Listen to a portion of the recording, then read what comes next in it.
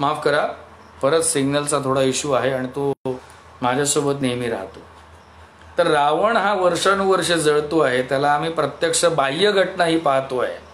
काहीतरी परंपरा आहे, धर्माने सांगितलेली ती जोड आहे आणि ते पाळावं लागतं, करावं लागतं. त्यांनी आपल्याला सुद्धा थोडं बहुत काहीतरी मिळेल केल्याचं समाधान म्हणून आपण हा रावण वर्षानुवर्ष जाळतोय. जाळला पण पाहिजे, परंतु हे सगळं करत असताना याच्या पाठीमागे धर्माचा खरा उद्देश काय?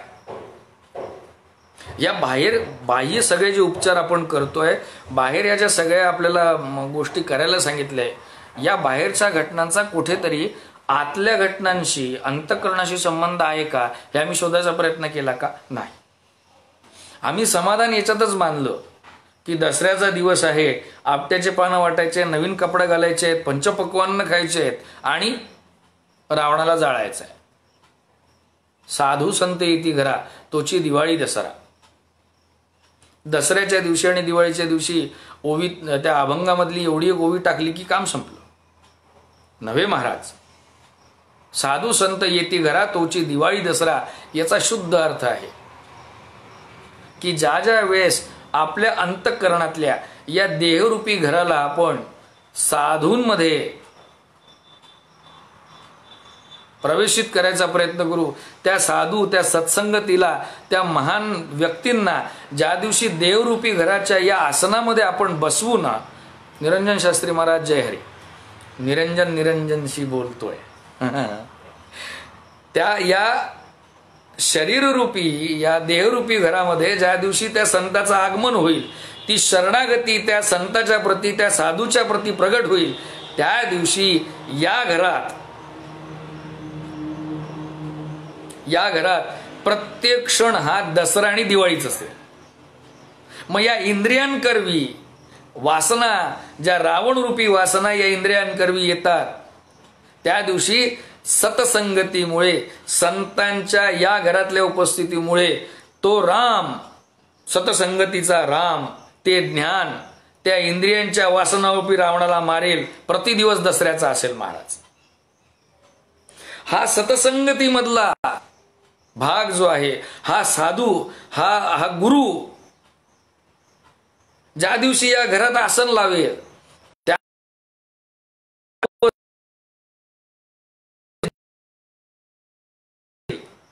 त्या दिवशी सुद्धा दमन करणारा नरकासूर मरेल, ती दिवाळी असेल. साधू संत येती घरा, तोची दिवाळी दसरीचा हा महिमा आहे की ज्या दिवशी सतसंगती घडली, ज्या दिवशी साधूंची संगत घडली, ज्या दिवशी गुरुकृपा घडली, त्या दिवशी प्रत्येक दिवसच दसरा आणि दिवाळी. म्हणजे भगवंताचे प्रेम भांडारी सर्वश्रेष्ठ नामदेवराय महाराज म्हणतात, विठोबाचे राज्य आम्हा नित्य दीपवाळी. कारण या विठोबाच्या कृपेने आम्हाला सत्संगती लाभते, आम्हाला साधूंची संगत लाभते. त्यामुळे आमचा प्रत्येक दिवसच हा दिवाळी होतो. म्हणून विनंती आहे, माय बाप हो, वक्त्याची विनंती आहे की साधू संत येती घरा, तोची दिवाळी दसरा याचा खरा अर्थ समजून घ्यावा. ते घर म्हणजे आपलं विटा गिट्टी, लोखंड, दरवाजे हे घर नाही. ते घर म्हणजे या अंतःकरणाचं घर आहे. हे शरीर म्हणजे घर आहे आणि आत्मरूपी आसनावर या साधूंना, या सगळ्या गुरुजींना आपल्याला आसनस्थ करायचं.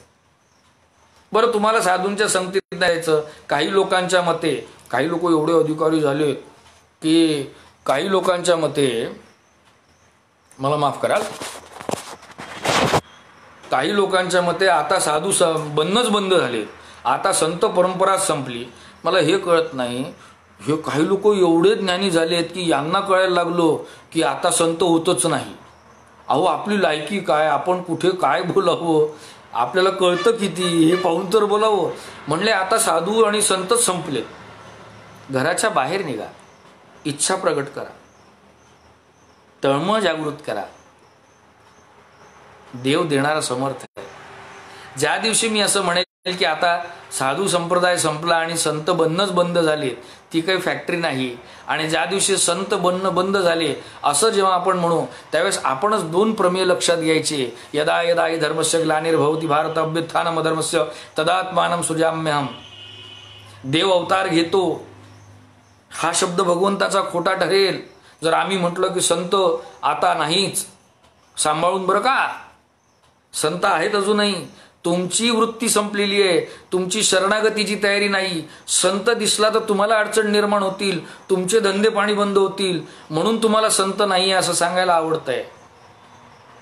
भगवंतानी स्वतः शब्द दिलेला आहे, ते युग्यायुगी म्या रक्षावे, परित्राणाय साधूना विनाशाय च दुष्कृताम, धर्मसंस्थापनार्थाय संभवामी युगे युगे. मग हा देव अवतार घेतो. बरं महाराज, हा तर देवाचा शब्द आहे की मी अवतार घेतो. तुम्ही संतांच्या बाबतीत बोलणार होते, त्याच्यासाठी दुसरं प्रमेय आहे. देवते संत निमित्त त्या प्रतिमा. हा देव जेव्हा अवतार घेतो तो देव अवतार घेतो म्हणजे कुठला अवतार देतो? अहो हा देव म्हणजे संत आहे. देवते संत निमित्त त्या प्रतिमा. त्यामुळे संत मिळत नाही कारण तुम्ही तयारीतच राहत नाही. तुम्हाला स्वतःला त्यांना खऱ्या अर्थाने शोधायचंच नाहीये. शोधा म्हणजे सापडेल. अगदी साधी सोपी सरळ गोष्ट आहे. शोधा म्हणजे सापडेल. आणि जे जे इच्छा केली म्हणी ते पूर्वी चक्रपाणी. तुमची इच्छाच नाही संतांना पाहिजे. त्यामुळे तुम्ही बसल्या जागेवर आपलं धंदा पाणी बंद होईल, आपली मक्तेदारी बंद होईल. कोणाला कशाला शरणागत जायचं, परत त्यांनी चालू असलेल्यामध्ये काहीतरी वेगळा उपदेश सांगितला तर. म्हणून आपण सर्रासपणे सांगत सुटतो की आता संत नाहीतच. अहो असं नाही. ही पृथ्वी क्षणोक्षणी स्वतः, तुम्हाला माहित आहे पृथ्वीचं नाव काय आहे? क्षमा. क्षमा पृथ्वीचं नाव आहे. ही पृथ्वी स्वतः भगवंताला विनंती करते की पदोपदी माझ्या म्हणजे या पृथ्वीवर या संतांचं अवतरण झालं पाहिजे. कारण माझ्या नावाला सार्थकी लावण्यासाठी, ती क्षमाशीलता माझ्यात येण्यासाठी मला सुद्धा सत्संगाची, संतांची गरज आहे. त्यामुळे संत बनणं बंद झालेले आहेत असं कोणी बडबड करू नये. आणि असा जर कोणी बोलणारा भेटला तर त्याला हेच विचारावं की बाबा तू कुठला एवढा अधिकारी झाला की तुला भगवंतानी प्रत्यक्ष सांगितलं का की संत आता बनणं बंद झालेत, आता संत नाही. आणि मी सुद्धा एका बरं ठासून सांगतोय की संत अजूनही आहेत, संत अवतरित होतात, आपली नजर नाही. माझ्याजवळ सुद्धा प्रमाण आहे. भगवंतानी 4थ्या अध्यायामध्ये स्वतः सांगितलंय की प्रत्येक वेळेस धर्माचा जागर करण्यासाठी, नीतीची प्रतिष्ठापना करण्यासाठी, साधूंचं रक्षण करण्यासाठी मी अवतार घेतो. आणि तो देव अवतार घेतो म्हणजे काय घेतो? जगद्गुरूंचं प्रमाण आहे. देवते संत निमित्त त्या प्रतिमा. हा देवच संत रूपात अवतरित होतो. आणि ते युग्यायुगी म्या रक्षावे असं ज्ञानोबराय महाराजांनी सुद्धा लिहून ठेवलेलं आहे 4थ्याच अध्यायात. त्यामुळे मी संत वचनावर ठाम आहे. कुठल्याही संतांनी असं सांगितलं नाही की आम्ही अवतार घेणं याच्यानंतर बंद केलं. तुम्ही एका चाकोरीमध्ये, तुम्ही तयार केलेल्या एका चाकोरीमध्ये हे सगळं फिट करायचा प्रयत्न केला. त्यामुळे तुमची संकुचित वृत्ती या अपरंपार असलेल्या सगळ्या परंपरेला सुद्धा संकुचित करत चालली. ज्या दिवशी संत अवतार घेणं बंद करतील त्या दिवशी पृथ्वीच नसेल हो महाराज. कारण संपूर्ण जे मातृत्व अपेक्षित आहे, केवळ अपेक्षित आहे ते देण्याची, ते वाटण्याची असेल कोणाची संतांची. त्यामुळे हे संत अवतरित होतच राहणार. तुम्हाला संत दिसत नाही कारण त्याचं सुद्धा प्रमाण ज्ञानेश्वरीमध्ये फार सुंदर दिलेलं. घुबडाला म्हणे दिवसा दिसत नाही. आणि ज्ञानोबराय महाराज अजून म्हणतात की कोल्ह्याला चंद्राचा प्रकाश करतो. अजून एक प्रमाण ज्ञानोबराय महाराज असं देतात की कावीळ आणि काविळाच्या रोगग्रस्त जॉइंडिस झालेल्या व्यक्तीला पांढरी वस्तू सुद्धा पिवळी दिसायला लागते. त्यामुळे संतांनी अवतार घेणं बंद झालेलं आहे आणि आता संत परंपरा संपली. माफ करा, एवढी योग्यता कोणामध्ये आहे की त्याला स्पेशल कॉल आला असेल किंवा त्याच्या जो लेखी लेटर आलाय की आता संतांनी अवतार घेणं सोडलं? नव्हे, प्रमाण पहा. ते युग्यायुगी म्या रक्षावे, मी युग युग येऊन ते रक्षण करतो असो. परंतु या संतांच्या संगतीने आम्हाला काय मिळणार? दसरा आणि दिवाळी साजरा करण्याचं नशीब मिळणार. साधू संत येती घरा तोची दिवाळी दसरा. या संतांच्या संगतीनेच आम्ही या रथाचं सारथ्यत्व भगवान श्रीकृष्णाकडे सोपवू शकू.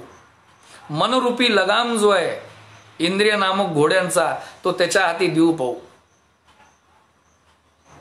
त्यामुळे मला तरी असं वाटतं की साधू संत येती घरा तोची दिवाळी दसरा. आपल्या घरात आपण पूजन करावं, शस्त्रपूजन करावं, शास्त्रपूजन करावं. परंतु हे करत असताना या घरामध्ये सुद्धा त्या संतांच्या शब्दांना, त्या संतांना आत्मरूपी आसनावर बसून द्यावं. म्हणजेच आयुष्यातला प्रत्येक क्षण हा दसरा आणि दिवाळी होईल. अभंग संतांचे वचन हे प्रत्यक्ष अनुभवाने समृद्ध असतात, हे वारंवार वक्ता सांगतो.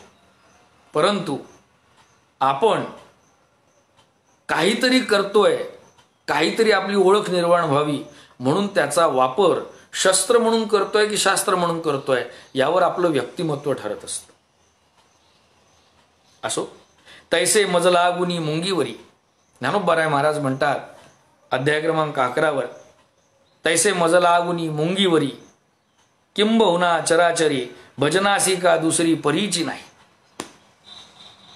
माझ्याशिवाय अगदी ब्रह्मदेवापासून मुंगीपर्यंत सर्वत्र माझीच उपस्थिती असल्यामुळे माझ्याशिवाय भजनालायक या जगात दुसरा कोणीच नाही. प्रत्येक जीवामध्ये आम्हाला जर समजा शिव पाहायला शिकवला गेलाय, प्रत्येक जीवामध्ये आम्हाला ते परमतत्व पाहायला जर शिकवलं गेलेलं आहे, तर आम्ही कसली ठेकेदारी घ्यावी? असो, त्यामुळे आपट्याचे पानं वाटताना सुद्धा एवढाच प्रयत्न करावा, चांगले विचार सुद्धा त्या आपट्याच्या पानातून प्रवेशित झाले पाहिजे. रावणाला जाळावं, पण बाहेर जळत असलेला रावणाला पाहून आपल्याला स्वतःला सुद्धा जो रावण त्रास देतो ना, कन्फ्यूज करतो ना, त्याला सुद्धा जाळायचा प्रयत्न करावा. आणि ज्याप्रमाणे या बाहेरच्या रावणाला मारण्यासाठी प्रत्यक्ष रामाची योजना झाली, तसंच तुमच्या आतमधल्या सुद्धा या रावणाला, विचारांच्या गफलतीला, भ्रमाला, संदेहाला, ज्याला आपण इंग्रजीमध्ये जेलसी म्हणतो, डाऊट्स म्हणतो, इनकन्सिस्टन्सी म्हणतो, त्याला सुद्धा मारायसाठी राम अवतार घेतो बरं का. तुमची तयारी. मग तो राम कसा काय अवतार घेत? परत साधू संत येती घरा बिनु सतसंग विवेक ना होई. त्यामुळे संतांची संगत घ्यावी. ज्ञानेश्वरी हातात असावी, ज्ञानेश्वरी पारायणात असावी, 108 काय 1000 पारायण असावे, परंतु ते मनातून असावे. अजानू वृक्षाखाली ज्ञानेश्वरीचं पारायण असावं, परंतु ते अजाणतेपणी पारायण केलंय, पारायण करतोय म्हणून नाही, अजाणतेपणाने करवून घेणारी ज्ञानेश्वरी आहे, करवून घेणारा ज्ञानेश्वर आहे. ते झालं ते सुद्धा माहीत नाही पडलं पाहिजे, इतकं अजाणतेपण असलं पाहिजे, तरच ते अजाण वृक्षाचं पारायण होतं बरं का. ज्ञानदेवांच्या चरणी तर रेडा पण समृद्ध झाला, वेदशास्त्र संपन्न झाला, तुमची नामची काय गत. असो, परंतु साधू संत येती घरा तोची दिवाळी दसरा. ते घर म्हणजे आपलं हे शरीररूपी घर आहे. आणि आसन जर त्या साधू संतांना कुठलं द्यायचं तर ते आत्मरूपी आसन द्यायचं आहे. तत्र श्री विजयभूती ध्रुवा आणि तिर्मतिर्मम. जिथे हे संत येऊन विराजमान झाले तिथे प्रत्यक्ष कृष्णच विराजमान झाला महाराज. आपण फक्त अर्जुनाची भूमिका घ्यायची आहे, आपण फक्त अर्जुनासारखी शरणागती ठेवायची आहे. नक्कीच नक्कीच आणि नक्कीच विजय आपला आहे. आणि हे फक्त धार्मिक बाबतीतलाच विजय बोलत नाही मित्रांनो, हा मॅनेजमेंट मधला सुद्धा विजय बोलतोय, हा लाईफ मधला सुद्धा सक्सेस बोलतोय. ज्ञानेश्वरी वाचून पाहावी, श्रीमद भगवद्गीता वाचून पाहावी, मग आपल्याला कळेल की आजच्या मॅनेजमेंटचे सुद्धा अपडेट हे श्रीमद भगवद्गीतेपासून वेगळे असू शकत नाही. प्रश्न हाच झाला आम्ही बाहेरून सगळं करतोय, आत काहीच घुसत नाही. असो, परंतु यावर एक सुंदर उदाहरण देऊन हे वक्तव्य इथेच संपवतो. एकदा काय झालं, एका साधूंनी, म्हणजे हेच कदाचित ज्ञानोबा महाराजांनी सुद्धा केलं असेल बरं का. हे साधू महाराजांनी नळाची किंवा मोठीची धार असेल समजा, नळाची मोठीची धार, त्याच्या खाली घडा उलटा ठेवला. आपलं असंच होतंय बरं का. निरंजन शास्त्री महाराज, म्हणजे चुकत असेल तर सांगाल बरं का, सुंदर उदाहरण आहे, स्वीकार कराल सर्व, की ती पाण्याची धार अशी सुरू होती निरंतर, पण तो घडा उलटा ठेवला होता. आणि लोक यायचे आणि तो घडा सरळ करायला जायचे, परंतु तो घडा गरंगळायचा आणि परत उलटा व्हायचा. ती धार कुठेच बंद नाही झाली.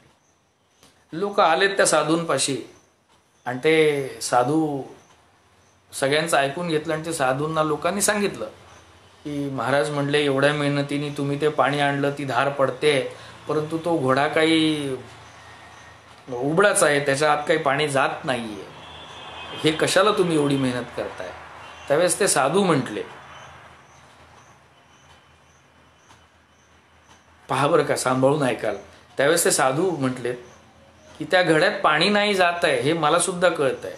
तो घडा कित्येक वेळ सरळ करायचा प्रयत्न केला तरी तो होत नाहीये, पण तरी मी पाणी एवढ्यासाठी बंद नाही केलं की ठीक आहे, त्या घड्यात ते पाणी जात नाहीये, त्या घड्याची इच्छा नाहीये की ते पाणी त्याच्या आत जावं, परंतु मी पाणी बंद करणार नाही, मी पाणी त्या घड्यावर टाकणं बंद करणार नाही.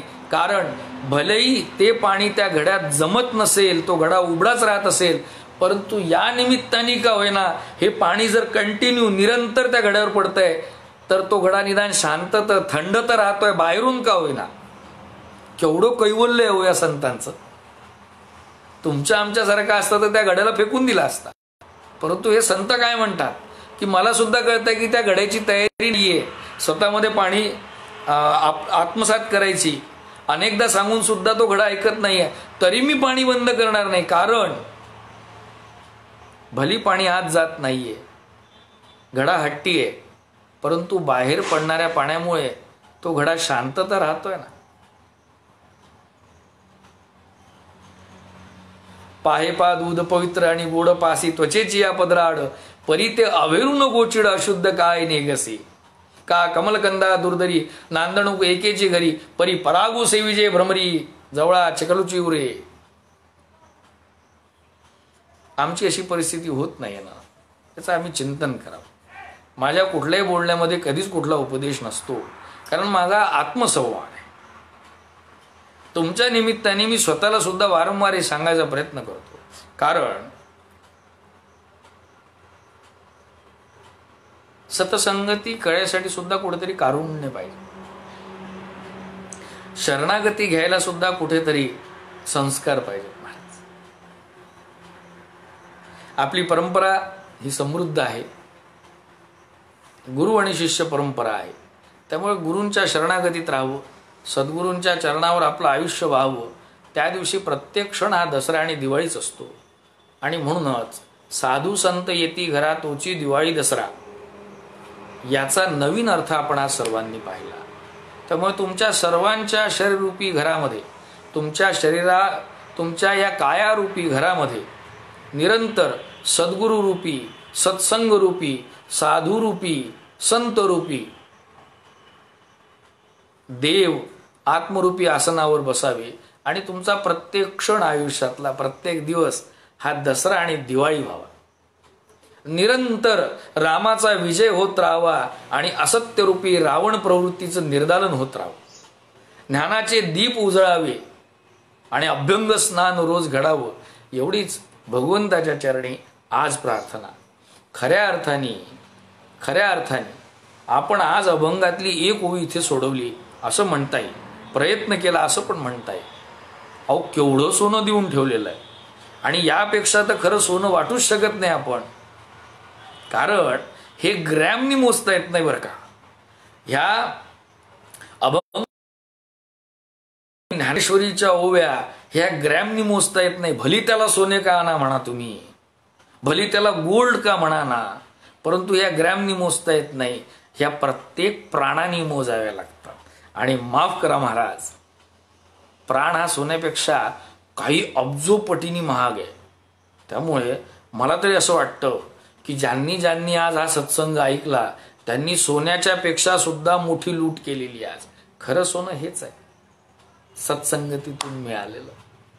आणि शेवटी जाता जाता एक शब्द बोलतो, पानं नका पलटू, पाठांतर नका करू, वेगवेगळे सूर नका काढू, पण आतून रडा. शेवटलं वाक्य सांगतो, मी पण गुरूंचा चेला आहे, त्यांचा दास आहे. महान व्यक्तीच्या समोर, गुरुपदावर आश्रित असलेल्या साधूंच्या समोर विद्वत्ता कधीच प्रगट करू नका. भली चूक करा, परंतु त्यांच्यासमोर विद्वत्ता कधीच प्रगट करू नका. कारण तुम्ही चूक केल्यावर त्यांच्या माफ करण्यामध्ये सुद्धा आत्मदर्शनाची शक्ती आहे महाराज. आणि म्हणूनच ज्ञानोबाराय महाराज पुष्कळदा निवृत्तीनाथ बाबांना जेव्हा विनंती करतात तेव्हा निवृत्तीनाथ बाबा सुद्धा अक्षरशः आदेश देतात, बस बस पुरे पुरे, आता पुढला विषय सांगावा. कारण याची गंमत, याचं खरं गमक हे आमच्या ज्ञानोबांना माहिती. गुरुस्तु मौनम व्याख्यानम शिष्यास्तु छिन्न संशय. त्यामुळे माझे सद्गुरुनाथ, माझी गुरुशक्ती हे आपणा सर्वांना अशीच उत्तम आरोग्य आणि उत्तम ऐश्वर्य देत राहो. अनेक उत्तम प्रश्न आहेत, काही काही प्रश्नांवर उत्तर द्यायचं मी टाळतो. कारण माझ्याजवळ आहे, माझ्याकडे आहे ना की ओव्यांचं, अभंगांचं, ग्रंथांचं भरपूर साहित्य पडलेलं आहे. त्यामुळे मी बाकी इतर विषयांमध्ये लक्षच देत नाही. मला तरी असं वाटतं की आपण आपली बुद्धी कुठे खर्च करावी आणि कशी खर्च करावी याची आपल्याला तजवीज असावी.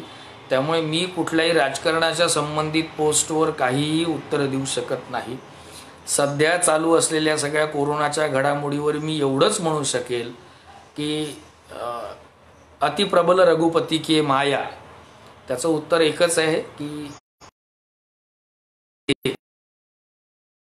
हाच खरा धर्म आहे. हट्ट, आग्रह आणि दुराग्रह आणि पराग्रह या सगळ्यांचे इथे स्थान नाही. आणि आमचा देव पहिलेपासून रिचेबल आहे, तो तुमच्यामध्येच आहे.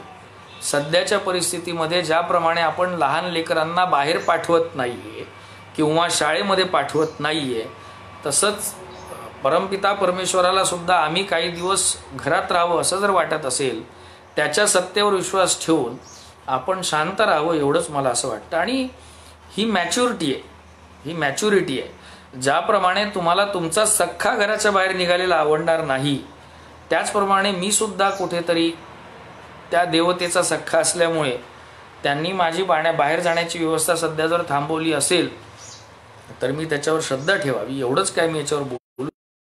समजदारीने वागावं, कारण हा सामूहिक आजार आहे. ही तुमची आणि माझी प्रत्येकाची जबाबदारी आहे बरं का. त्यामुळे मी बाकीच्या प्रश्नांवर उत्तर देणं टाळत असतो. मला तरी असं वाटतं की ज्ञानेश्वरीच्या 9000 ओव्या ह्या मला पुढले 7 जन्मपूर्तीत एवढं काम माझ्याकडे आहे. त्यामुळे मी इतर विषयांमध्ये लक्ष देण्या एवढा हुशार नाही.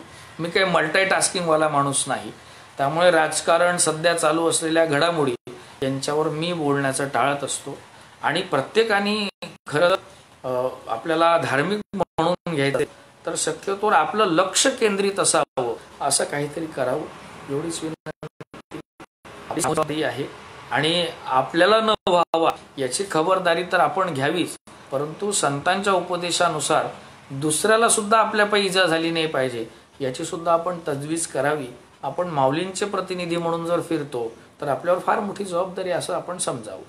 पुनश्च एकदा या नवरात्रीच्या, नवविद्येच्या, नवरसाच्या, ब्रह्मविद्येच्या, त्रिगुणात्मक शक्तीच्या आपल्याला अनंतोत्तम सर्वांना शुभेच्छा. विजयादशमीच्या अनंतोत्तम शुभेच्छा. साधू संत येती घरातोची दिवाळी दसरा हे आपल्या चरणावर सुपूर्द करतो. असेच सर्व संत सत्संगती आपल्या आयुष्यात येऊ आणि आपला प्रत्येक क्षण, प्रत्येक दिवस हा दिवाळी दसऱ्याचा जावो. मला तरी असं वाटतं की आयुष्याचं सोनं व्हावं म्हणूनच परमपिता परमात्मा विठ्ठल रूपाने तुमच्या आणि आमच्या आयुष्यात आला. त्याच दिवशी दसरा आणि दिवाळी साजरी झाली. आणि अजूनही या विठ्ठलाच्या कृपाने, या परमपिता परमेश्वराच्या कृपेने हे साधू सर्व तुमच्या आणि आमच्या आयुष्यात यावेत, सत्संगती घडावी आणि सगळं काही छान व्हावं. पुनश्च एकदा ही सेवा आपल्या सर्वांच्या चरणावर सुपूर्द करतो. एकदा विजयादशमीच्या अनंतोत्तम शुभेच्छा, नवरात्रीच्या अनंतोत्तम शुभेच्छा. महाराज ज्ञानेश्वर आणि आदेश. रामकृष्ण.